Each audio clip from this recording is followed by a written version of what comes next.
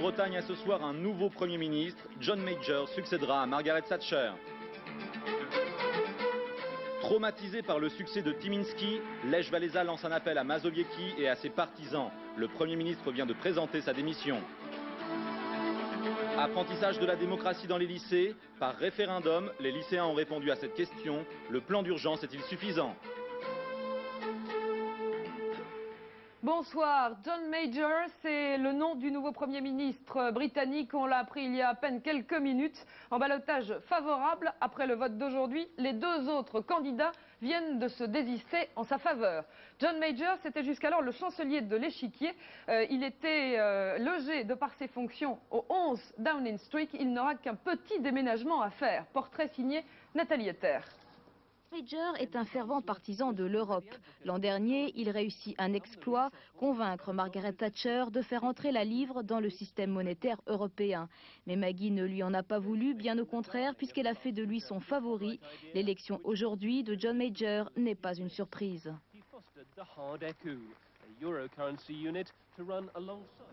Le nouveau Premier ministre s'installera donc, c'est la tradition, au 10 Downing Street. Ambiance de déménagement ce matin. La Dame de Fer a définitivement tourné la page et claqué la porte de sa résidence officielle pendant plus de 11 ans. Reportage de nos envoyés spéciaux à Londres, Philippe Pister et Bernard Branck.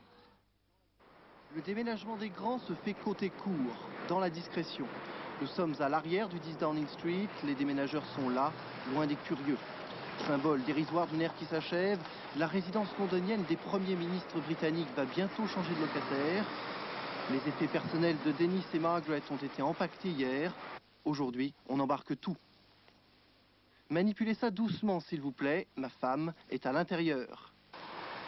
Finchley, limite nord de Londres. Voici l'entreprise chargée du déménagement. Finchley, c'est également le fief, la circonscription de Maggie. Michael Gerson est un vieil habitué des changements d'adresse de la Dame de Fer. En 79, c'est lui qui l'a emménagé à Downing Street. Aujourd'hui, le couple Thatcher n'emporte que les effets personnels, les souvenirs. Le 10 Downing Street est un meublé.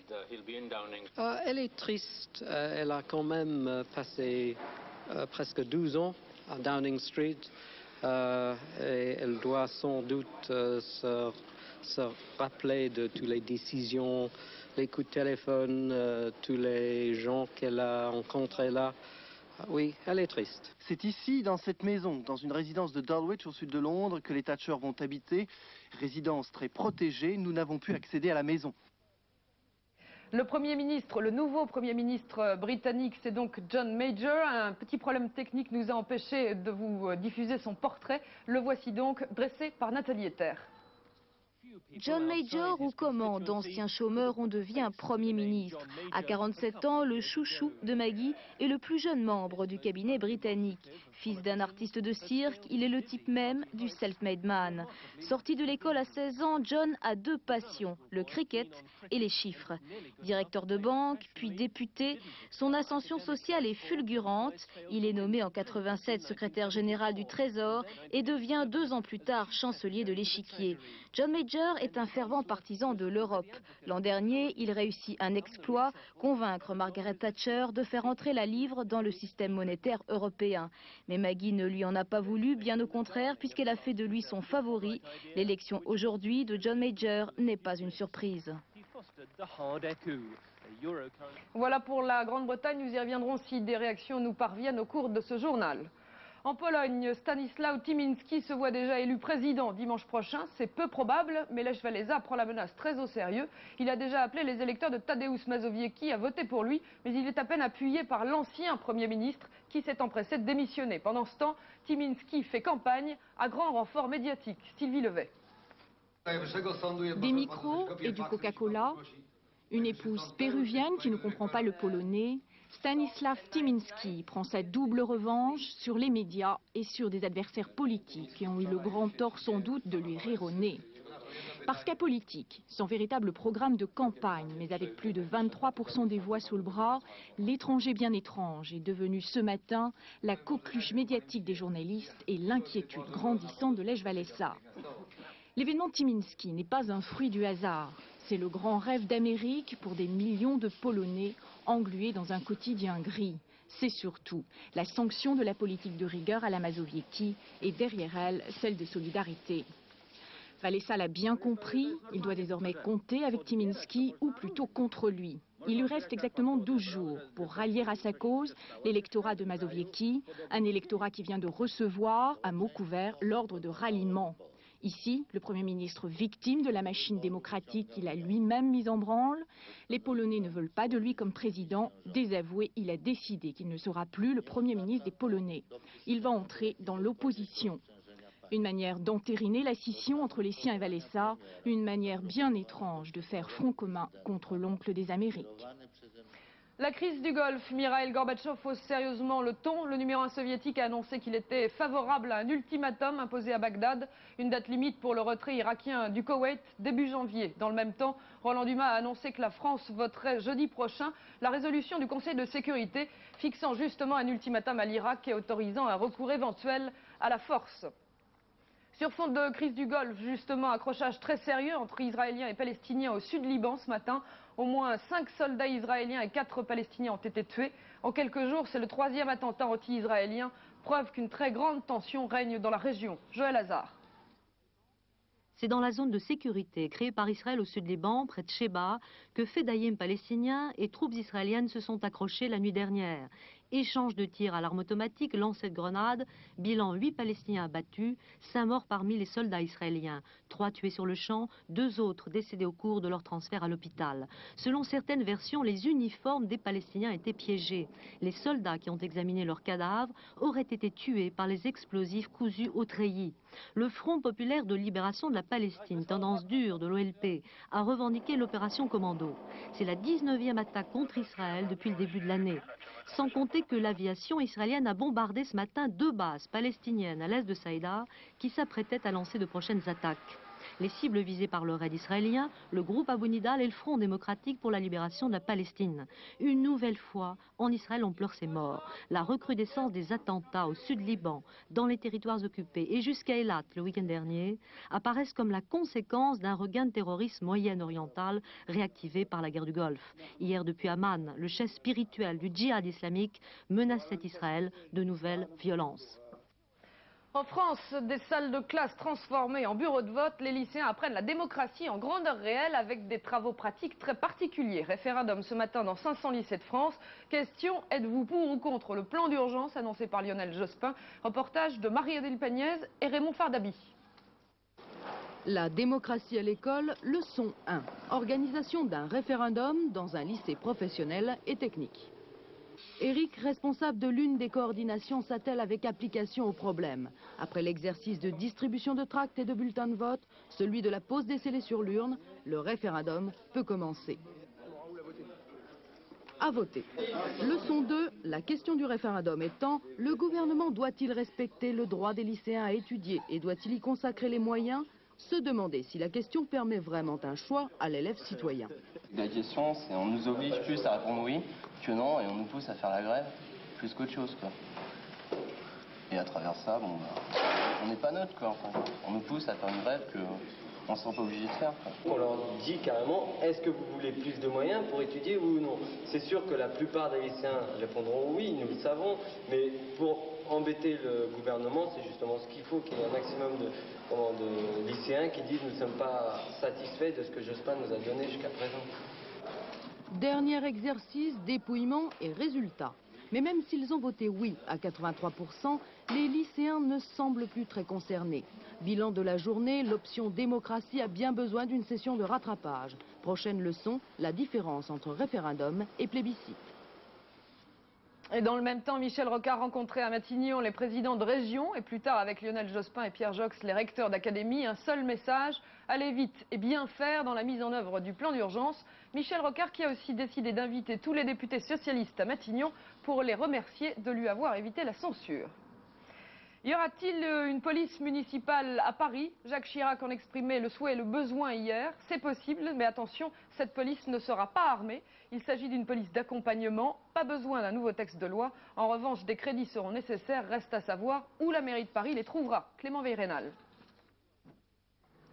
Une police municipale bientôt à Paris, c'est en tout cas ce qu'a laissé entendre Jacques Chirac hier à l'heure de vérité. Si le préfet et le gouvernement ne prennent pas leurs responsabilités et n'augmentent pas les effectifs de police dans la capitale, appelée des Jacques Chirac, nous serons obligés de prendre les mesures qui s'imposent.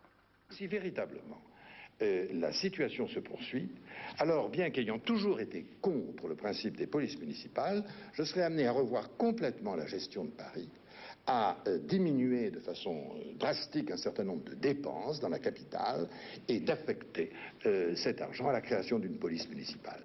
Pourtant, le statut particulier de Paris ne confère au maire ni les pouvoirs de police, ni donc la possibilité de créer un corps municipal. Jacques Chirac s'est d'ailleurs toujours opposé à la modification de ce statut, contrairement aux élus UDF. Alors pourquoi cette volte-face? Parce que la situation l'exige, dit-on à la mairie de Paris. Nous créerons, s'il le faut, des policiers désarmés, ce que la loi nous permet. Reste qu'il y a bien changement dans le discours de la municipalité. Le cri d'alarme du maire de Paris pourrait remettre sur la table le dossier du statut de la capitale. L'affaire Nallet, évoquée pour la première fois aujourd'hui par Gérard Monat, le PDG d'Urba-Graco, affirme qu'Henri Nallet n'a pas pu tricher lors de la campagne présidentielle de 88 de François Mitterrand. Gérard Monat est inculpé de trafic d'influence dans l'affaire des fausses factures du Sud-Est. Rien de tel pour l'affaire Nallet et pour cause, aucune information judiciaire n'a été ouverte pour le moment. Béatrice Nivois fait le point sur ce dossier très compliqué, le dossier Urba-Graco. Urba-Graco, c'est 5 sociétés aujourd'hui en liquidation judiciaire. Elles servaient d'intermédiaires aux entreprises pour passer des marchés avec les mairies. Sur les gros contrats, Urba prenait de 1 à 2%. Son chiffre d'affaires oscillait entre 80 et 100 millions de francs. Où allait une partie de cet argent? Dans les caisses du Parti Socialiste pour financer notamment la campagne de François Mitterrand. Le PDG d'Urba, Gérard Monat, l'a reconnu. Là où il n'est pas d'accord, c'est sur les fausses factures et les trafics d'influence qu'auraient exercé ces sociétés.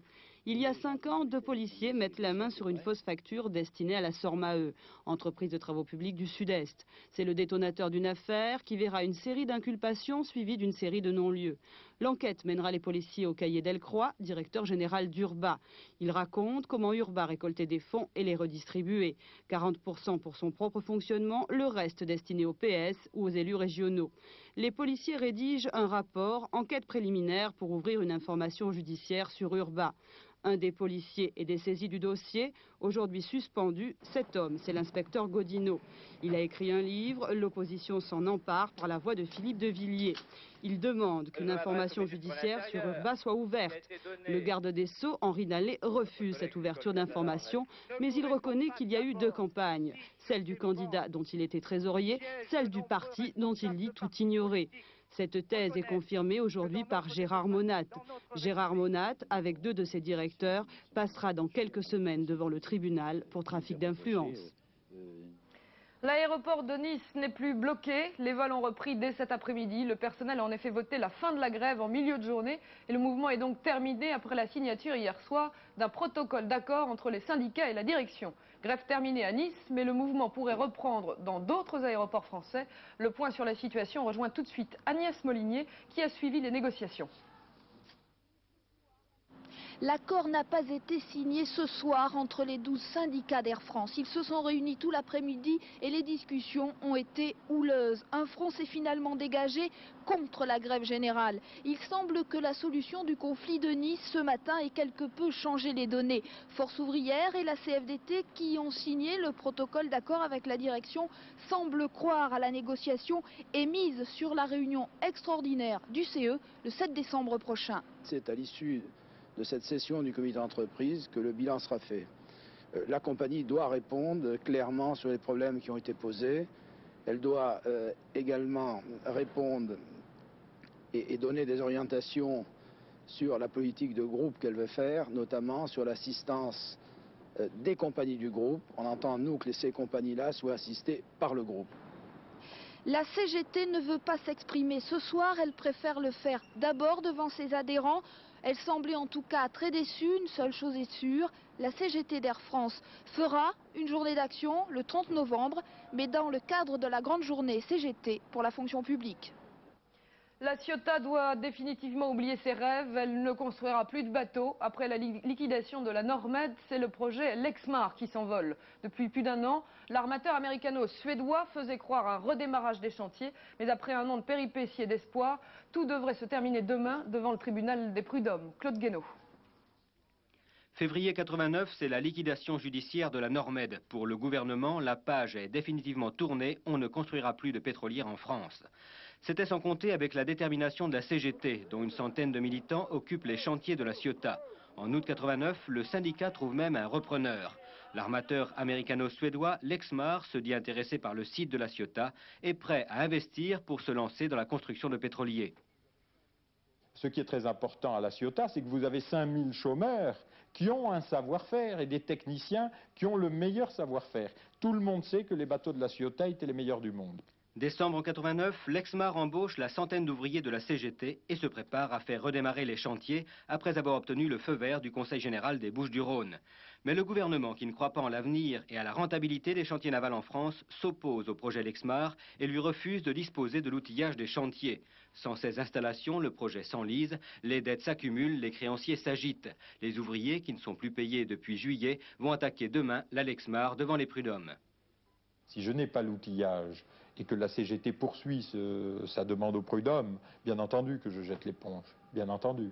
Sans trop y croire, Lexmar a fait ce soir une dernière proposition de rachat de l'outillage indispensable pour mener à bien la relance des chantiers navals.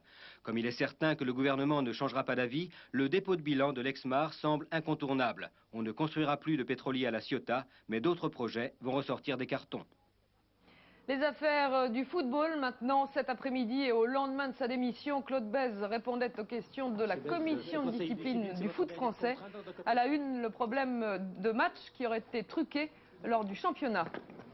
Dans le même temps, Roger Bambuc, le secrétaire d'État à la jeunesse et au sport, donnait pour la première fois son sentiment sur les affaires du football français et il propose de créer de nouveaux statuts pour les clubs professionnels. On l'écoute.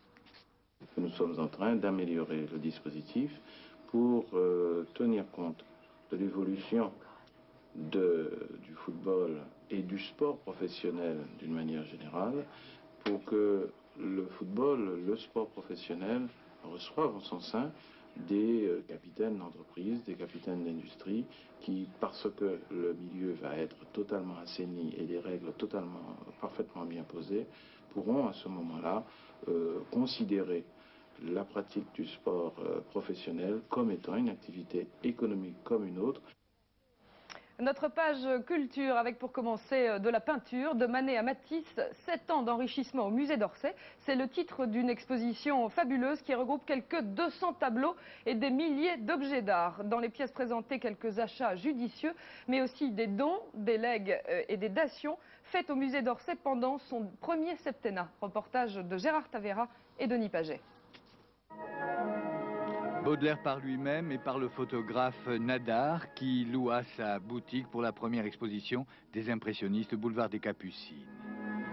Manet par son ami Degas le plus nocturne et sans doute le plus audacieux des francs-tireurs impressionnistes. Avec Caillebotte, il influença les cadrages trop académiques des pionniers de la photographie. Parmi les autres emplettes de ces dames du musée d'Orsay, l'un des plus fameux tableaux de la fin du siècle dernier, la Pie de Claude Monet, toutes les nuances de la blancheur hivernale.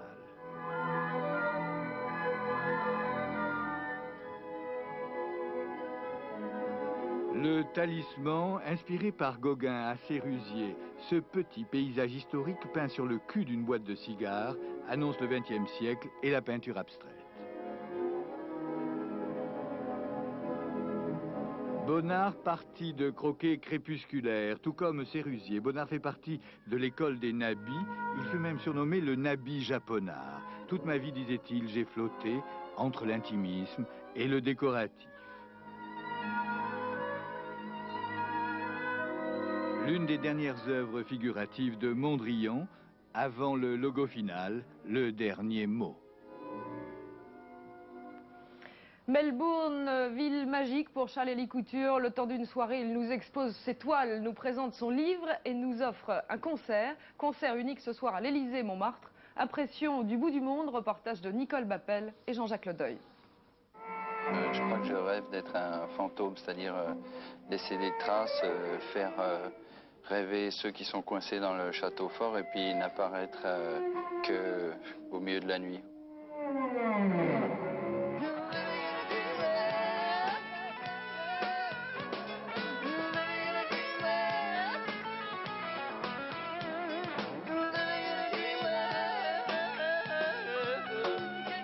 Il a rêvé d'une ville, Melbourne. Il trace de grands cercles, dit-il, cercles concentriques où la musique se mue en peinture.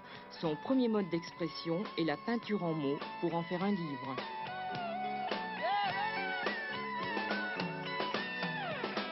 Ce pays, qui est à la fois un continent, se trouve être le seul pays continent, je veux dire, sur cette vieille terre. À la fois il est plein de poussière, c'est-à-dire de la naissance du monde, et à la fois de tout ce que le monde peut s'inventer comme chose superficielle. Pour Charles-Élie Couture, le mot est une clé qui ouvre les cervelles. Son livre, Les Dragons en sucre, l'exposition Les rues de Melbourne, l'album Melbourne aussi. 3 flashs impressionnistes australiens qui se retrouvent en un seul, le concert parisien de ce soir. Le concert de ce soir, c'est plus pour me faire plaisir en même temps qu'à ceux qui auront la chance d'être là, dans la mesure où il apparaît, il va disparaître, et comme je le disais tout à l'heure, c'est plus une manière de jouer avec les souvenirs, d'en fabriquer, et puis hop.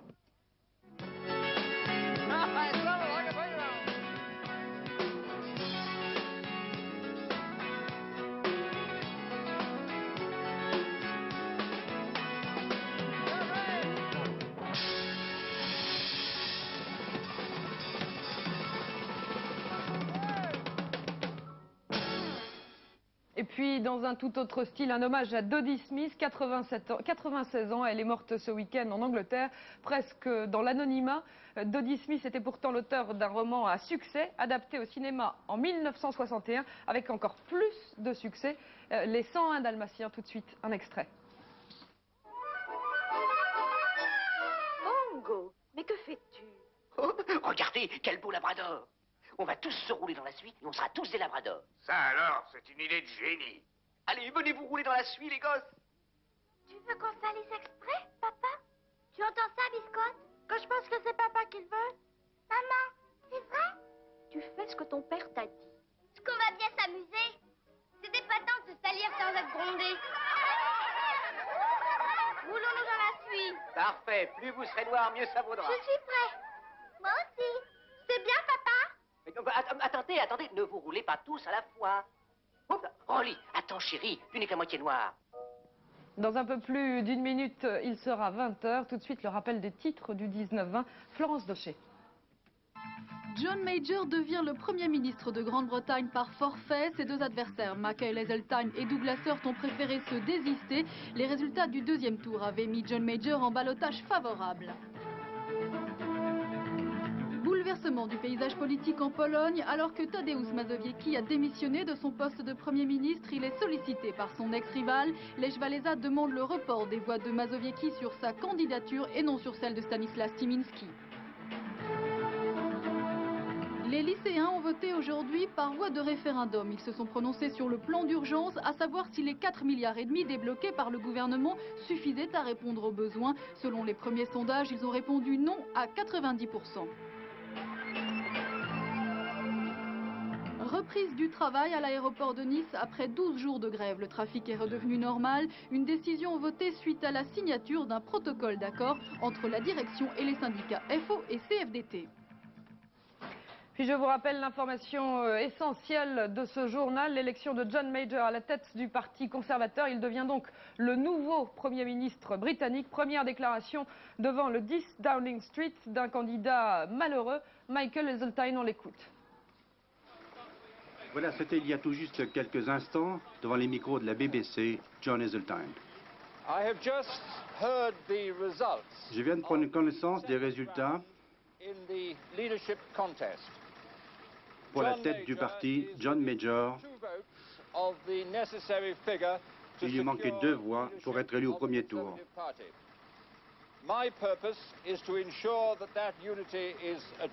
Mon but est que la réunification du parti se fasse. Et il nous faut gagner les prochaines élections générales. Et je le remercie ainsi que Douglas Hurt pour avoir mené une campagne de très grande qualité. pour mener surtout les bases de notre parti.